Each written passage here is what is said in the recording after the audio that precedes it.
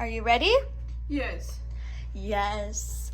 Hello everyone, welcome back to Sydney and Starlight, and if you are new here, welcome, enjoy the videos. So today, me and Sydney are going to be reading Harold and the Purple Crayon by Crockett Johnson.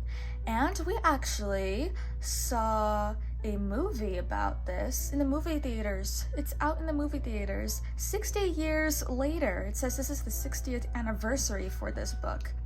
So let's begin.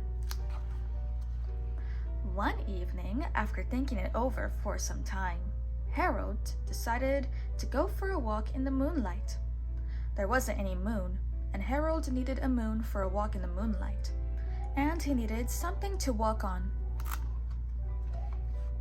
He made a long, straight path so he wouldn't get lost, and he set off on his walk, taking his big purple crayon with him. But he didn't seem to be getting anywhere on the long, straight path. So he left the path for a shortcut across the field, and the moon went with him. The shortcut led right to where Harold thought a forest ought to be. He didn't want to get lost in the woods, so he made a very small forest with just one tree in it. It turned out to be an apple tree. The apples would be very tasty, Harold thought, when they got red. So he put a frightening dragon under the tree to guard the apples. It was a terribly frightening dragon. It even frightened Harold. He backed away. His hand holding the purple crayon shook.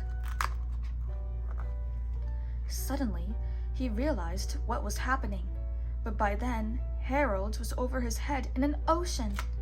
He came up thinking fast, and in no time he was climbing aboard a trim little boat. He quickly set sail, and the moon sailed along with him.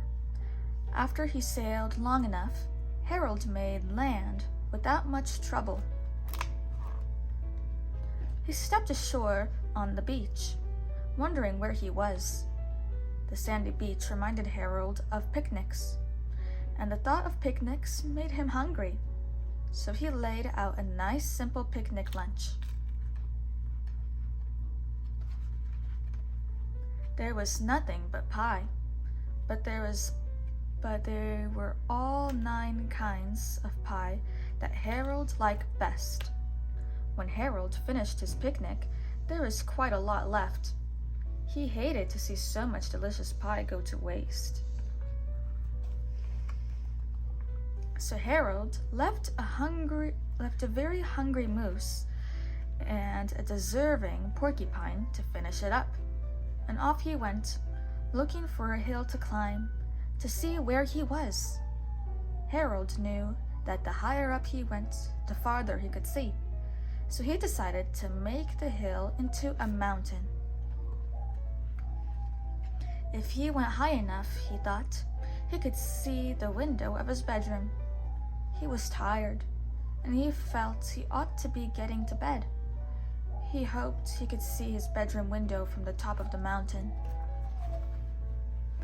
But as he looked down over the other side, he slipped, and there wasn't any other side of the mountain. He was falling in thin air. But luckily, he kept his wits and his purple crayon. He made a balloon, and he grabbed onto it, and he made a basket under the balloon big enough to stand in. He had a fine view from the balloon, but he couldn't see his window. He couldn't even see a house. So he made a house with windows, and he landed the balloon on the grass in the front yard. None of the windows was his window. He tried to think where his window ought to be. He made some more windows. He made a big building full of windows. He made lots of buildings full of windows. He made a whole city full of windows. But none of the windows was his window. He couldn't think where it might be. He decided to ask a policeman The policeman pointed the way. Harold was going anyway, but Harold thanked him. And he walked along with the moon, wishing he was in his room in bed. Then suddenly, Harold remembered. He remembered where his bedroom window was, when there was a moon. It was always right around the moon. And then Harold made his bed. He got in it, and he drew up the covers. The purple crayon dropped on the floor, but Harold dropped off to sleep. The end. So that is it for today, everyone. I really hope you all enjoyed it, and we'll see you all next time. Bye-bye. Bye-bye. Pick out your favorite page.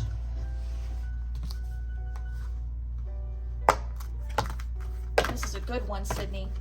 It's a great movie, too. We saw it in the movie theaters.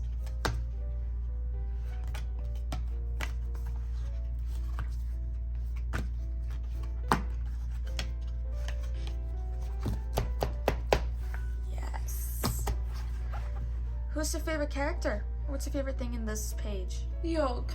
The balloon. Good choice. Bye-bye. Milk. Oh, the moon.